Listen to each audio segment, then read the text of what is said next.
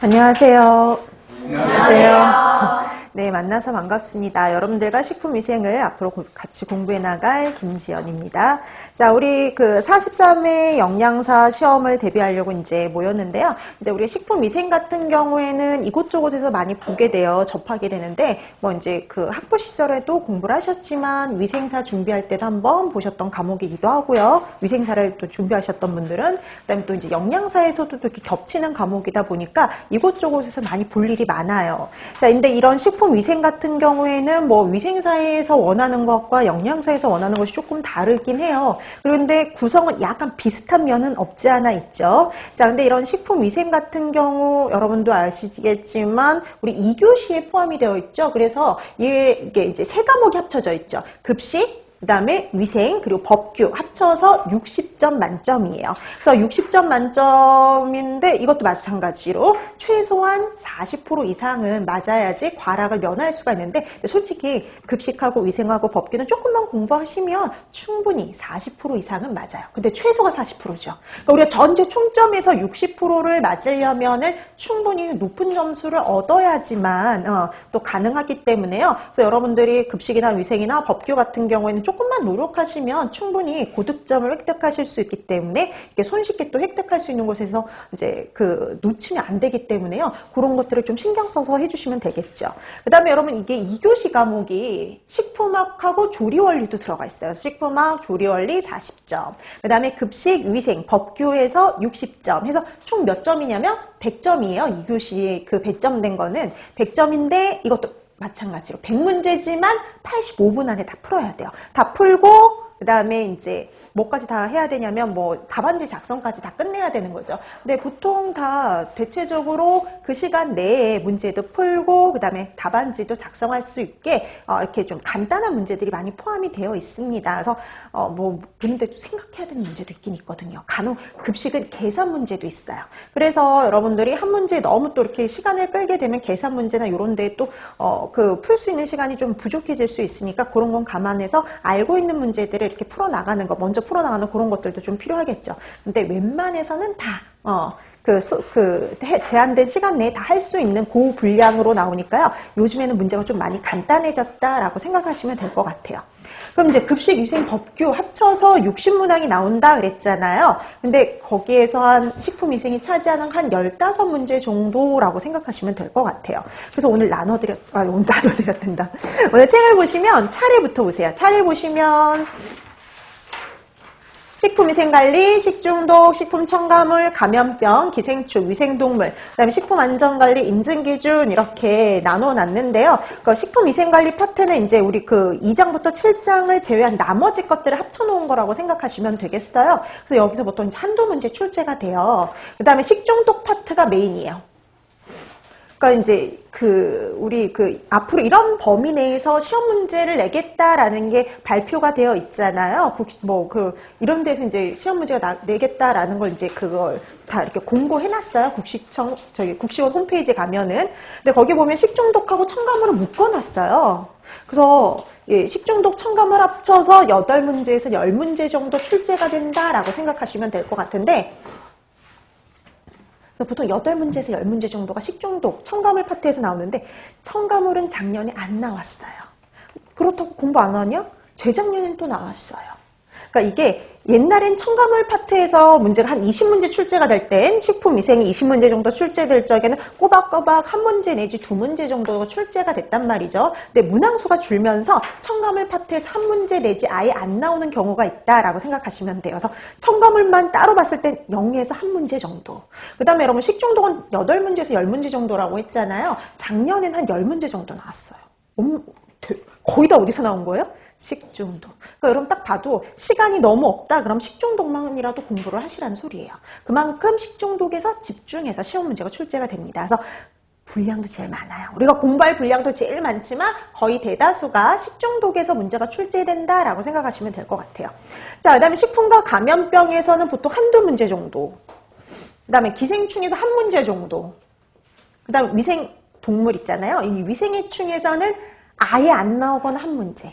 그러니까 이 위생해충 파트는요, 매년 나오는 파트가 아니에요. 어쩌다 한 번씩, 몇 년에 한 번씩 나와요. 그렇다고 아예 안 나오는 게 아니라 뭐 잊을만 하면 한 번씩 나오는 파트라고 생각하시면 되겠고요. 네, 마지막이 식품안전관리 인증 기준인데 보통 평균적으로 한 문제 정도라고 생각하시면 됩니다.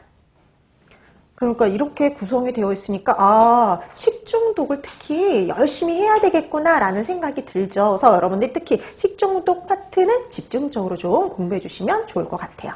자, 그럼 이제 이 식품위생도 생리학하고 수업은 똑같이 진행이 돼요. 그래서 열심히 수업 시간에 여러분들이 수업을 들으시고 필요한 부분은 노트 필기하시고 그 다음에 여러분 되도록이면 이제 특히 식중독 파트는 자세히 공부하겠지만 나머지 파트는 간단하게 공부해 두시면 돼요. 그러니까 얼마나 간단하게 정리하느냐 이런 거요. 그래서 되도록이면 식품위생은요 집에 가서 그날 공부한 건 한 페이지 내로 다 정리를 하세요. 간단하게. 한 페이지 내로 정리를 해서 그렇게 모아두게 되면은요. 한 8장 내지 7장 정도밖에 모이지 않을 거예요. 그러다 보면 그게 우리 여태까지 그 한 권의 분량을 다 정리하게 되는 거죠. 그래서 되도록이면 그날 한 내용은 딱 한 페이지 내의 분량으로 정리를 해서 갖고 있으시면 되게 좋을 것 같아요. 왜냐하면 특히 제가 중요하다고라고 이제 이렇게 포인트를 집어드리는 것들이 있을 거예요. 그런 것들 위주로 정리를 하시라는 거예요. 그러니까 우리가 나중에 가면은 식품위생에 대해서 되게 많은 시간을 쓸 수가 없어요. 영양학이나 아니면 식사요법이라든지 그다음에 뭐 급식 이런 데에다 이렇게 좀 더 신경을 쓰다 보면은 여기다 신경을 쓸 시간이 좀 부족하거든요. 그럼 그때는 나중에 우리가 지금 했던 거 정리했던 것만 쭉 훑어봐도 된다는 소리예요. 그래서 중요하게 포인트 집어드리는 거 꼭 집에 가서 한 페이지 내로 꼭 정리를 해주시면 좋을 것 같습니다. 자, 그다음에 그렇게 복습을 하고요. 그다음에 다음 주에 오면은 우리가 복습할 시간 한 번 더 드린다 그랬죠. 그래서 우리가 수업 시간 내에 복습할 기회를 한 번 더 드릴 거예요. 그래서 수업 시간 전에 미리 프린트물을 나눠 드릴 겁니다. 그럼 여러분들이 문제를 풀어두시면 돼요. 대신 책 보지 말고 본인의 실력으로. 그 본인의 실력을 알아봐야 돼요. 그래서 여러분들이 각각 어느 정도로 알고 있는지 혹시 잘못 알고 있는 부분 없는지를 파악하려면 여러분 스스로 풀어보는 게 좋아요. 많이 풀려도 돼요. 처음에는. 근데 나중에 가서 그거를 이제 내가 잘못 알고 있던 거라든지 모르고 있던 걸 추가하면 되니까 본인의 실력으로 한번 풀어주시는 것도 좋다라고 보시면 돼요. 그 답은 수업 시간을 통해서만 알려드립니다. 그래서 동영상 강의를 들으시는 분들도 이제 수업 전에 그 학습 자료실에서 그거 출력해가지고 본인이 직접 풀어보시고 수업 시간을 통해 답을 확인하시면 될 것 같아요. 자, 그럼 오늘은 식품위생의 첫 시간이니까 위생관리 파트 여기 들어갔는데 뭐 나와봤자 이제 한두 문제 정도라고 얘기를 했죠, 여기서. 그래서 여기 같은 경우에도 여러분들이 한두 문제가 출제가 되니까 안 볼래요? 안 볼 수가 없어요. 그래서 이렇게 중요한 내용 위주로 좀 봐두시면 되는데요. 자, 우선 식품위생관리 파트 위생의 개념부터 들어갑니다. 그래서 위생 개념과 관련된 내용은 솔직히 영양사 시험에서는 잘 안 나와요. 이건 보통 어디에서 나오냐면 위생사 시험에서 주로 나오는 파트예요. 그래서 여기는 여기에 대해서 그냥 간단히 읽어보고 넘어가는 정도로 하고 넘어갈게요.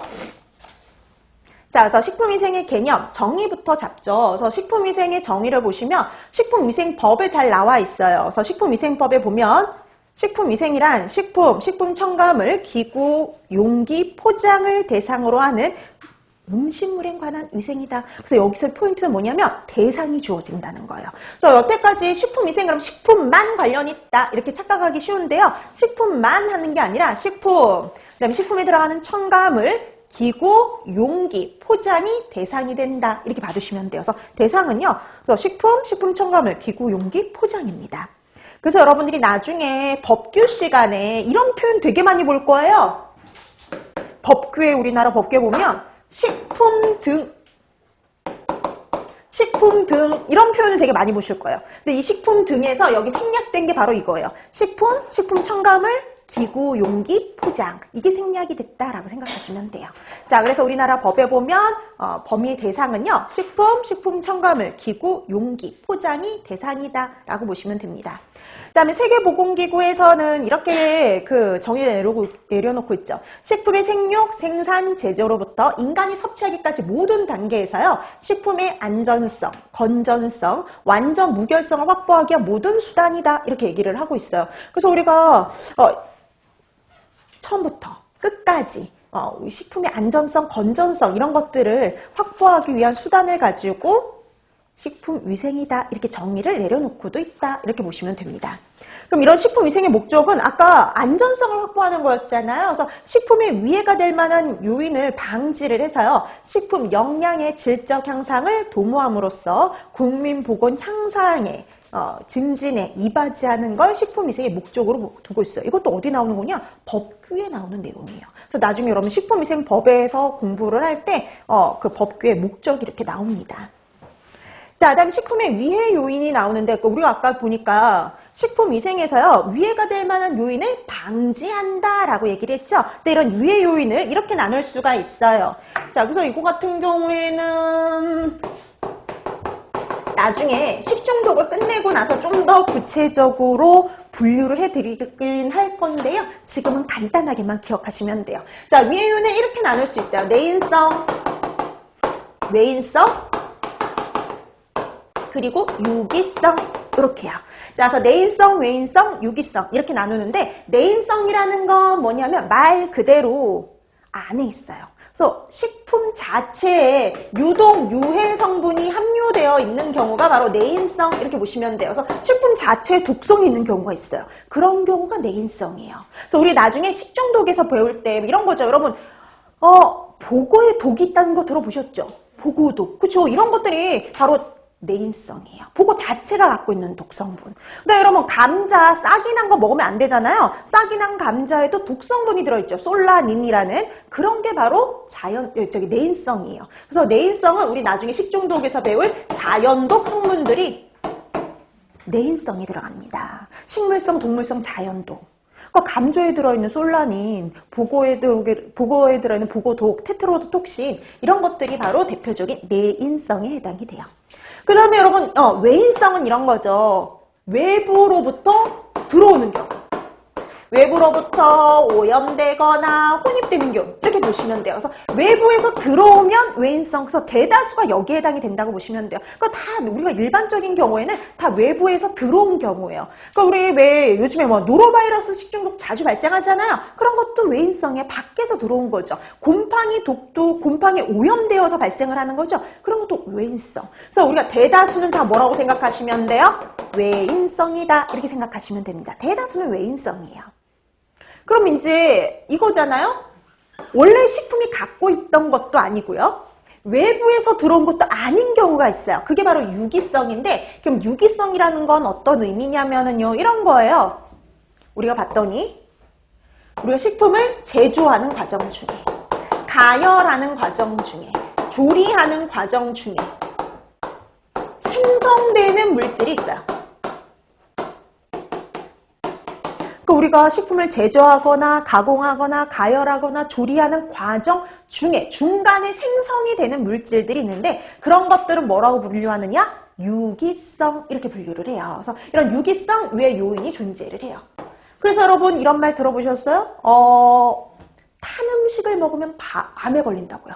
그래서 여러분 탄 음식 같은 경우에는 원래 그 음식엔 안 들어있지만 음식이 타게 되면은 발암성 물질이 생성이 될 수가 있어요. 이런 것들이 대표적인 예라고 볼 수가 있습니다. 나중에 벤조필에 이런 것들을 배울 거거든요. 뒤에 가서 식중독에서. 그래서 나중에 가면 이렇게 내인성, 외인성, 유기성을 이렇게 분류를 좀 할 수가 있어요. 자, 이렇게 해서 중간에 만들어지는 물질은 유기성이다. 이렇게 분류하시면 됩니다. 자, 그래서 지금 현재는 그 말 자체를 구분해 두시면 되겠어요. 그래서 식품 자체에 독성분이 함유되어 있는 건 뭐라고 얘기를 하는 거예요? 내인성 이렇게 보시면 되겠고요. 그 다음에 우리가 외부에서 들어왔으면 뭐라고 그럴까요?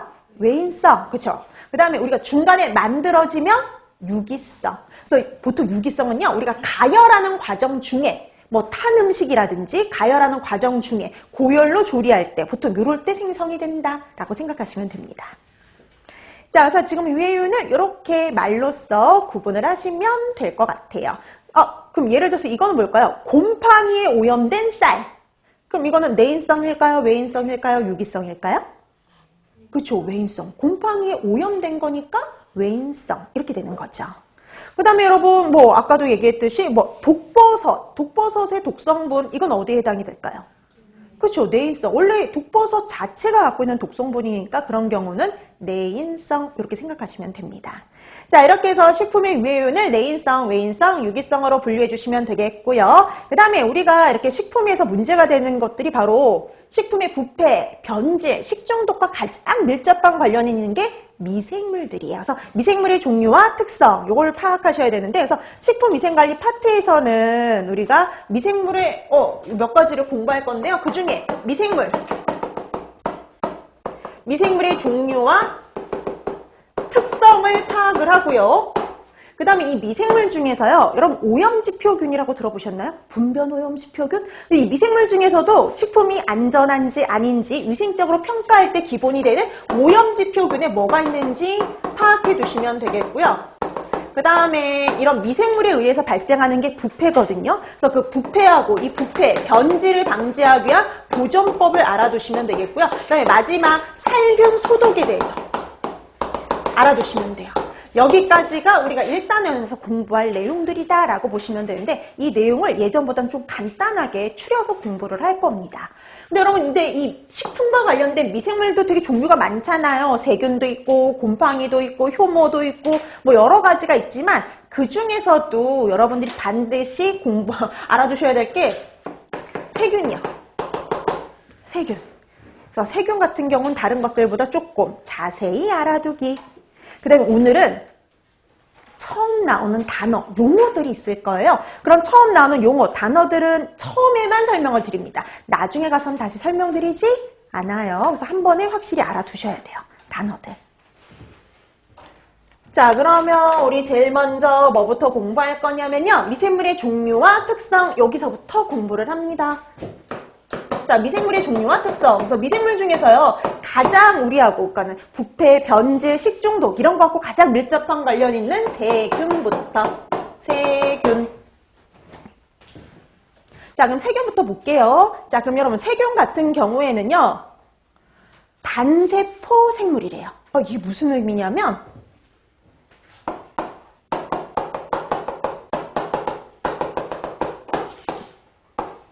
단세포 생물. 그러니까 여러분, 우리 오늘 생리학 시간에 배웠죠? 세포. 그쵸? 세포가 몇 개만 있대요? 딱 하나. 그러니까 세포 하나가 균 하나예요. 그게 바로 단세포 생물이란 거죠. 그래서 여러분, 세균을 지칭하는 용어가 있어요.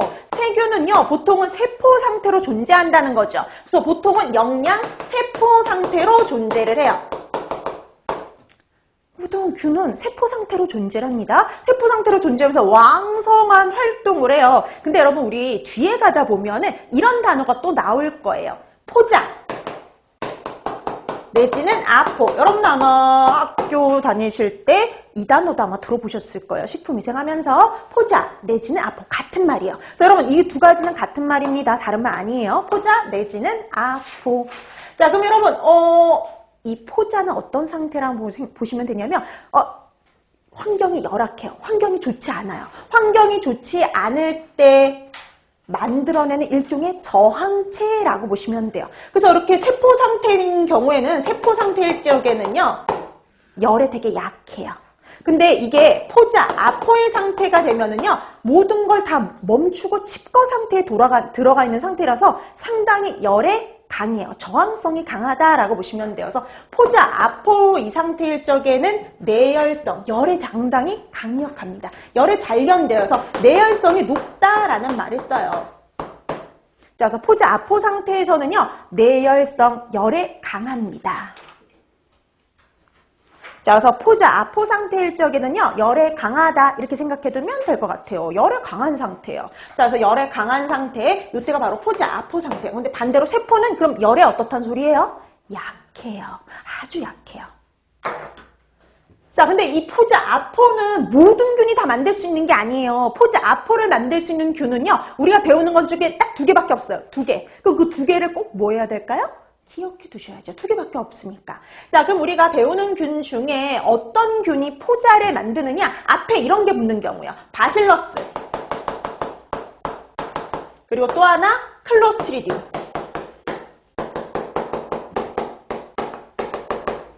자, 그래서 바실러스하고 클로스트리디움 이렇게 붙는 경우에만 뭘 만들어요? 포자, 아포를 만들 수 있어요. 뭐 이거는 원래는 영어로 하면 이렇게 되거든요. 얘는 클로스트리디움. 근데 요즘에는 다 이렇게 한글로 나와요. 한글로 나오고 그다음에 영어로 이렇게 표기가 되기 때문에 한글로만 알아도 충분하다는 소리예요.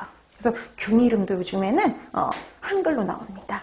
자, 그래서 바실러스, 클로스트리디움 앞에 이렇게 붙는 경우에만 뭘 만든다 그랬어요? 포자 아포를 만들어요. 근데 이게 되게 별거 아닌 것 같은데 꼭 알아두셔야 될 내용이에요. 작년 시험 문제이기도 해요. 자, 그래서 포자를 만드는 건 딱 두 개밖에 없어요. 바실러스와 클로스트리디움. 이 두 개밖에 없어요. 그럼 이 두 가지를 빼고 나머진 다 우리가 배우는 것 중에는 다 포자를 만들지 않는다는 소리예요. 포자 안 만들어요. 그래서 나머지 다 그냥 세포 상태이기 때문에 상당히 열에 약해요. 근데 얘네 둘은 뭐 어떨까요? 포자를 만들기 때문에 열에 어떨까요? 강하다. 그쵸? 그렇게 생각하시면 돼요. 이제 이거 나중에 식중독 가서 다 써먹을 거예요, 또. 자, 이렇게 해서 포자를 만드는 건 딱 두 개. 바실러스하고 클로스트리디움. 그쵸? 이 두 가지밖에 없다. 이렇게 기억해 두시면 돼요. 자, 그 다음에 두 번째. 자, 두 번째. 자, 우리가 또 보니까,